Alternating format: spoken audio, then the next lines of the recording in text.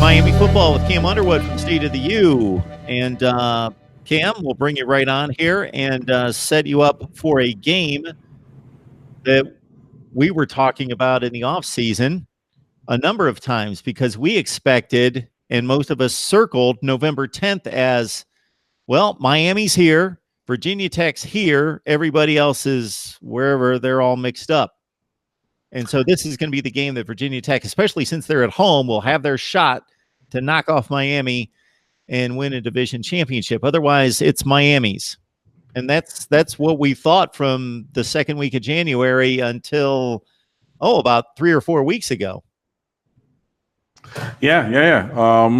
Hey, guys, welcome. And the 17th is the last week. The 10th was the Georgia Tech game. So but no worries. Everybody thought, wait. I see a Miami Hurricanes helmet finally up there. It's like months in the making, but there she goes. All right. Anyways, schools we're talking to tonight. So nice. I see what you did there. I see it. So getting back to the question and our conversation. The things have not gone according to plan in many locations, but pretty much everybody thought that Miami's schedule was like 3 games. It was LSU, Florida State, and Virginia Tech probably. And that proved not to be the case because Miami definitely did not meet the level of performance and has not met the level of performance this year and many times. The last time that Miami won a game was like 6 or 7 weeks ago. And it was that Florida State game on October the 6th. So it's been a while. But this is still going to be a tough game. Everybody does get up very much when Miami is coming to town. This has been proven, obviously, over the course of the last few weeks that were all primetime games.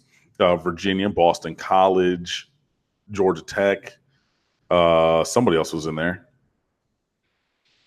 Duke, at home. Sorry, that was the one I was forgetting. But all those games were primetime games. Duke was here in South Florida, and the other ones were on the road. But everybody gets up for Miami because Miami is everybody's Super Bowl. And even though Miami has not won a championship, other than the Coastal Division championship from last year, national championship since a while ago. The brand is still strong enough and people still remember Miami being Miami and Miami beating up on teams.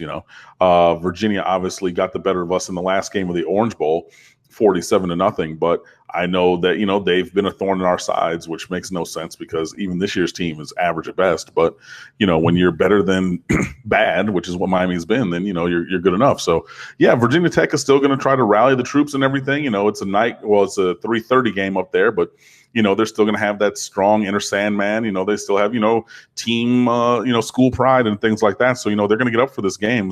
But, this definitely does not have the gravitas that we thought that this game was going to have going into the year, where most everybody thought this was going to be an 8 o'clock game, regardless of the network and the de facto ACC Coastal Division Championship game. But like I said, both teams have obviously focusing first on Miami because, I went to Miami and I run a website about Miami, but the Hurricanes have not met estimation. Virginia Tech, even though they looked very good in the opening week, that was pretty much just an average team beating a very bad Florida State team in the first week of the season, and that's borne out across the course this year. They've sustained massive injuries and attrition to their roster, especially on the defensive side of the ball, and that has impacted Virginia Tech's ability to win games and things like that. So, both teams are kind of struggling right now. So it is Virginia Tech and Miami coming up on Saturday, but not the big game that we thought it was going to be. Got Cam Underwood on the line from State of the U. Please join him right there and the rest of the crew at State of the U, the SB Nation platform for Miami athletics. Basketball has started. Football has yet to be completed. And, of course, football is always front and center if you're at a major power like Miami.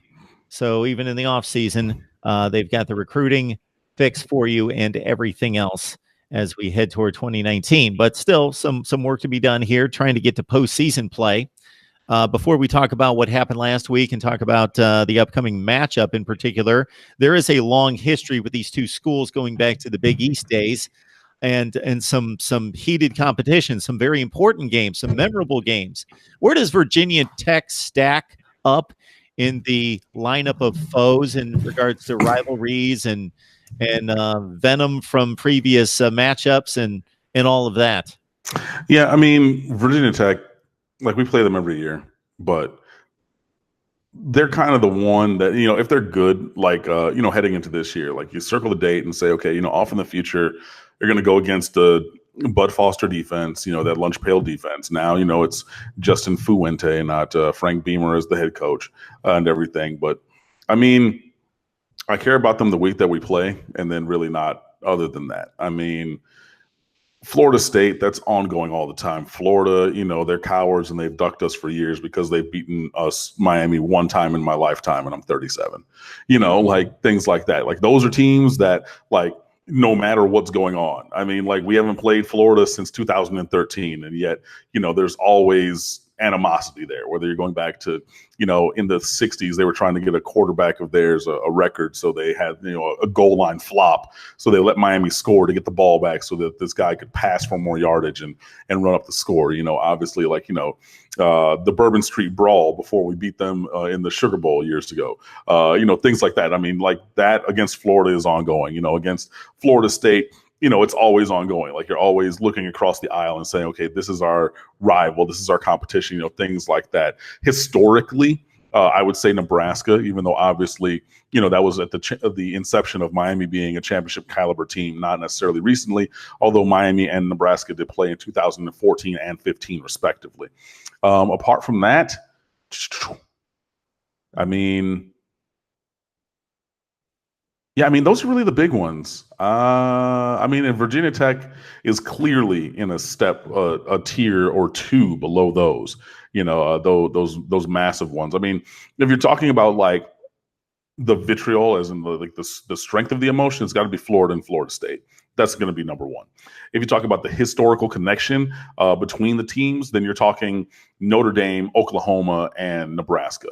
Past that, the teams that you play every year, like there is a measure of rivalry because you are continually playing each other. But yeah, I don't consider, I mean, even though like all of the teams in the Coastal Division that we play on a yearly basis, I don't really consider any of them a rival. That's just a team that's in the conference that we play, and they're on the schedule every year. But yeah, I mean, outside of those five teams, Florida, Florida State, clearly on a level of their own.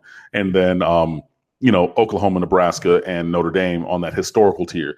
Outside of those five teams, it's kind of us against the world. So everybody wants to beat Miami because Miami's been the cool kids on the block for 40 years of college football, even when, not necessarily winning championships like that. So, I mean, Virginia Tech, like I said, I think about them the week that we play. I look at the schedule, obviously, because they've historically or recently been a good team. So I want to know where that game is. But, I mean, there's no emotion or anything. Like and for those of you who are listening to this or have watched these, what will happen during a Florida State week is Mark will say something. Just he'll give me the smallest tendril of something on which he wants me to riff, and then I just have all this emotion and it leaps out of me. There's nothing you can say to get me to that place of Virginia Tech, and that's how I personally delineate and differentiate the kind of rivalry that we have with them. Yeah, it would have to be based on that particular season's circumstance that you would be that amped up for the game. But then it could be Virginia or Duke if both teams were 8-1 or whatever. Mm-hmm. I'm interested because as soon as you mentioned the fight for players with Florida State, and Miami, I went to the Virginia Tech roster and I counted the number of Floridians. And based on your recruiting knowledge, that you can conceivably know of every player in the nation, I would just be interested to know if you know any background on any of these players. I don't know that they're significant players or not. We've got Robert Porcher, defensive lineman, redshirt freshman. Does that ring a bell? Orlando? Absolutely, because his father, Robert Porcher, played for the Detroit Lions, who I rooted for growing up, was number 91 at defensive end, played with Barry Sanders and Luther Ellis on the defensive line, and Lomas Brown on the offensive line, and Scott Mitchell and all those multitude of quarterbacks that we had. So, yeah, Robert Porcher Jr., who is, because Robert Porcher Sr. moved to Orlando after he retired, and Bobby P. Jr., like, he grew up there. So, like, yeah, I had an eye out there. It's kind of like Barry Sanders Jr., like another player that I was aware of in recruiting. So, like, more than most would, I do definitely know about him just because of that connection to my youth and his father's professional career. And we've got Oscar Shadley. He's a linebacker, freshman from Naples. That's on the other side of the state now. Yeah, it's going to take me a while to weed through this. Again, there were only 7 on the roster. Most of their rosters from Virginia, Georgia, Tennessee. Chris Cunningham, tight end from Jacksonville. Yeah, that's all the way up north.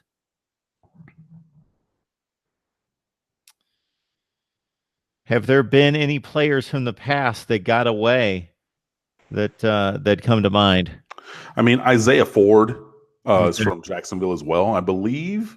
And he went to Virginia Tech, and he had like a late offer from Miami, and it was kind of a, if you want to come here, we'll take you, but not like we're super duper high caliber after you. So he is a guy. Dwayne Lawson was a quarterback there for a season as a redshirt before he transferred, and he was going to be in the recruiting class of 2016, which was the year directly after Brad Kaya was starting as a true freshman in 2015. No. So Kaya was a freshman 14, 15, 16. Yeah, so it would be the 2015, recruiting class. And Dwayne Lawson, he's a kid from Tampa. He's like 6'6", 210 pounds. He was a state champion triple jumper or something like that. So he had this like elite athleticism kind of thing going on, but he didn't want to sit behind Brad Kaya. So he decommitted, and then he ended up going to Virginia Tech before washing out from there. I mean, there's a kid from Jacksonville or Oakleaf High School. This is the same high school as Shaq Quarterman. He's a running back in this class called Keyshawn King. And he's committed to go to Virginia Tech as well. Has a Miami offer, and well, Miami has no running backs in the class now, so we might actually circle back on that after more than a year of, kind of having him like kind of on, not, I don't even know if he was on the back burner. We might have put him back in the cupboard, in the pantry. But he does have an offer, and he is from a school obviously where one of his teammates, at least for 1 year in high school, Shaq Quarterman, is a star player here at Miami. So he's another guy who is from the state of Florida and going to potentially go to Virginia Tech. And I'm sure that there's probably a couple others, but not really many. I mean, like Miami, it might be a couple linemen or something like that, maybe like those developmental types who are like, okay, 3 or 4 years down the road are going to pay dividends, like a Danny Isadora who came to Miami. He's from Weston Cypress Bay High School, and he was a good guard. He started here for 2.5 years, but he didn't start playing until his 3rd year on campus. So it was a redshirt sophomore year, really. So it might be a couple of those guys who, like, you get them, you change their body type, you definitely increase their strength and flexibility and technique, and really looking at the future for potential. So I mean, those are just a couple of guys, but yeah, really Miami is not recruiting against Virginia Tech too much. There was another kid, Sean Savoy, is a wide receiver, number 15, I believe. Miami did offer him. He's from Virginia, and he decided to go to Virginia Tech instead. And that's a thing that's fine, like it was, kind of just throw your hat in the ring. He's a speedy slot guy. He was a couple classes ago. I forget. We got Mike Harley and Jeff Thomas that same year. So I think the Miami ended up coming out pretty well with that. But, with the regional nature of college football, obviously it's going to take a lot to get a guy from a given area. And, if you have the equal kind of caliber person in your local area, you're going to err towards taking the local version as opposed to the out-of-state version.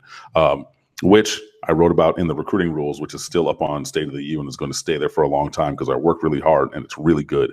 And I forget which rule that is, recruit locally before nationally. But that's a thing that is borne out in this conversation. So while we could have had a Sean Savoy, who's the national version, we took the Mike Harley, who's the local version, and then Jeff Thomas was everybody's All-American, and he was the MVP of the Under Armour All-American game that year. So like that's not necessarily a apples to apples peer level comparison because everybody and their mom wanted Jeff Thomas, if not for the previous personal and academic issues and things of that nature. So yeah, there's a couple guys that Miami and Virginia Tech have battled over in the past. I'm sure that some guys had Miami or had Virginia Tech offers who came to Miami. But yeah, we don't really generally recruit against them. And speaking of lineage, we mentioned Robert Porcher and his boy playing for Virginia Tech. There's also one with, if anybody remembers, Eugene Chung, who was an All-American offensive lineman with Virginia Tech, went on as a first-round NFL draft pick. His boy's playing for Virginia Tech this year as well. We got Cam Underwood on the line from State of the U talking Miami football as the Canes take on the Hokies in Blacksburg on Saturday. So I'm guessing that Mark Richt made, and people probably pause as soon as that name comes out of my mouth, like, what's he going to say now? And where's this going to go? So he probably made, for the first time in like 8 weeks, a decision that people could back, and that's in naming N'Kosi Perry as the starting quarterback for last week's game. I saw much of that game. What would be your evaluation of N'Kosi's performance?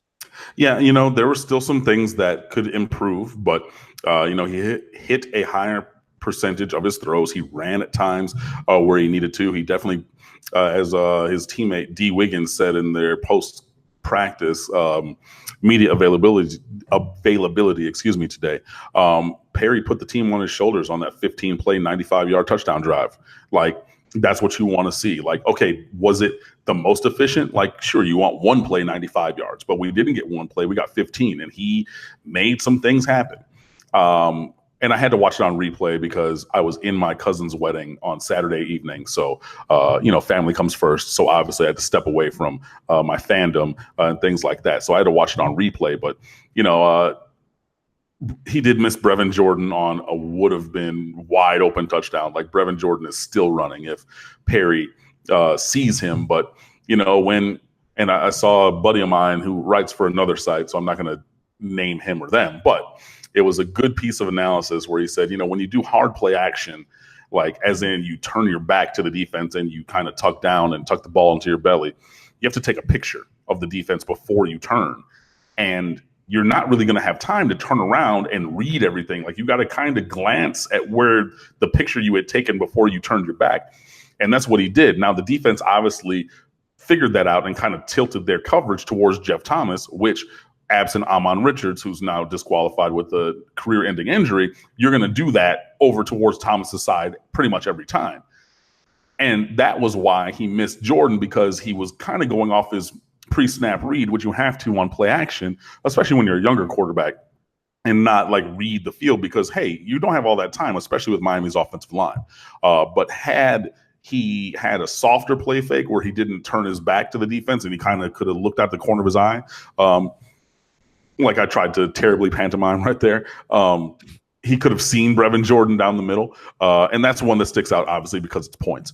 But N'Kosi Perry did better on his performance. I still think that there's issues that need to be addressed, and I think that really stems from the coaching side of things as well. But he ran well. He threw the ball well. It wasn't perfect. Obviously, Miami didn't win, so I can't say that it was elite.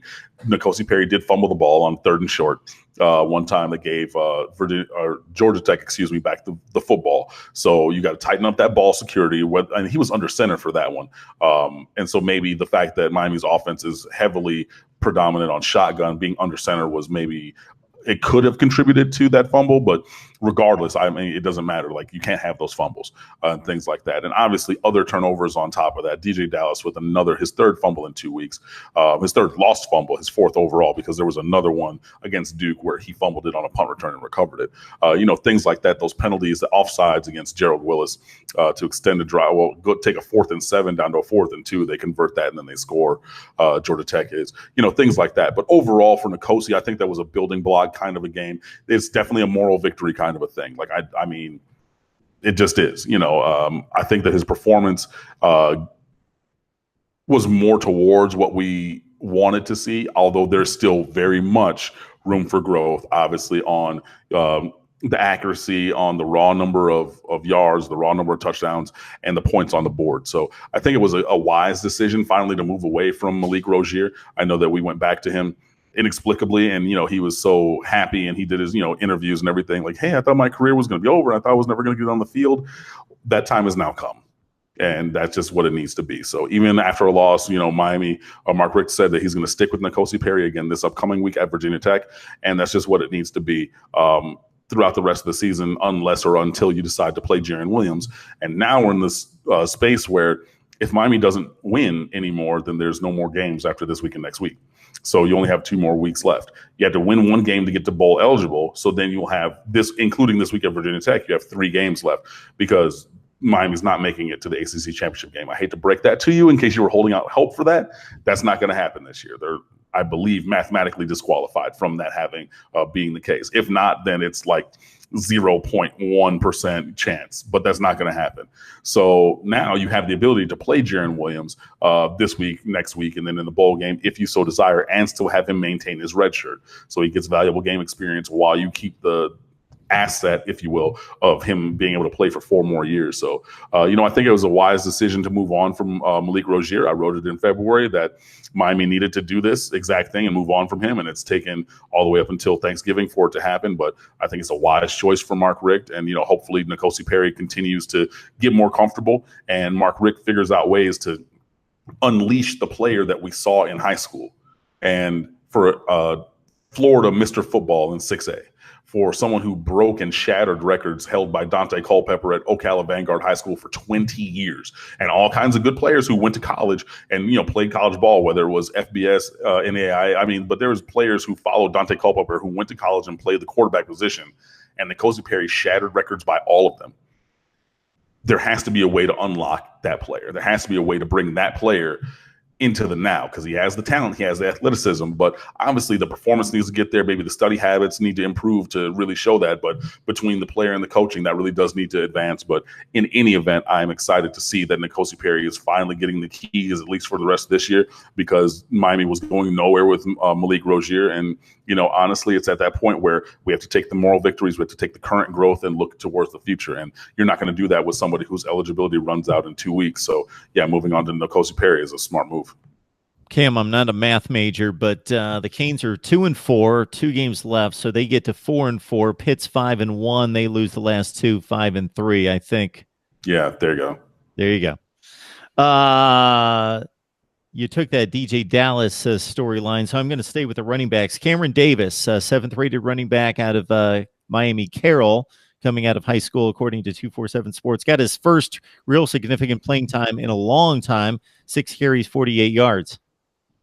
Yeah, Cameron Davis from Carroll City is the name of the high school. But yeah, no, he's good. He's another 4-star recruit. Miami has a stable of running backs. You got Homer was a 4-star, Dallas was a 4-star, Davis was a 4-star, Lingard was a 5-star, Robert Burns was a 4-star until, injuries kind of derailed the last 2.5 years of his high school career. But he's physically built, and if he can ever, not be a glass house, going around and just getting dinged up and injured any single time that anything happens, then he has the athleticism to potentially be very good.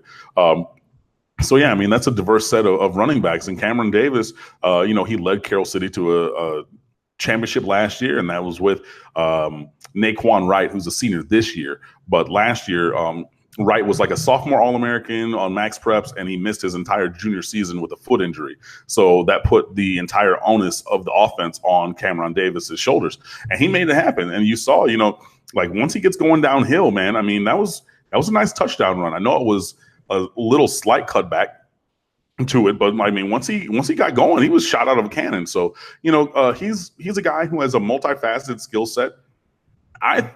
Some people think that he's not really good as a pass catcher. I have seen him catch the ball well in games and in combines, but other people maybe have seen more games and combines and then don't think so highly as I of his pass catching abilities. But, he's very stockily built. So he's a strong, stocky kid. He's quick. He's fast. He has all the traits to be a successful running back. And I think you saw that last week. So obviously with Lingard out for the season with a torn meniscus or MCL in his knee, MCL, I believe it is.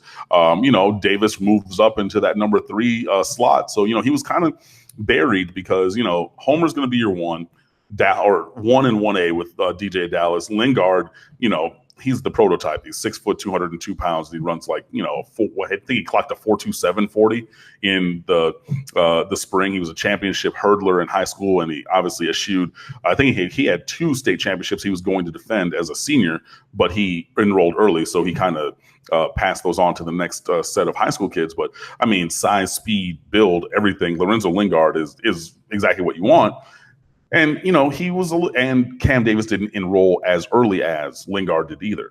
So he's a little bit behind the 8 ball and in just the pecking order, but he's worked really hard and he's gotten a chance to leapfrog over Robert Burns in the backfield. And obviously Trayon Gray is out of the way now, playing fullback exclusively. So yeah, Davis has a chance to carve out a nice little career for himself. So I'm really proud of of what he did. And obviously, another person named Cam, like, I'm all for it. So, congratulations, Cam, on that.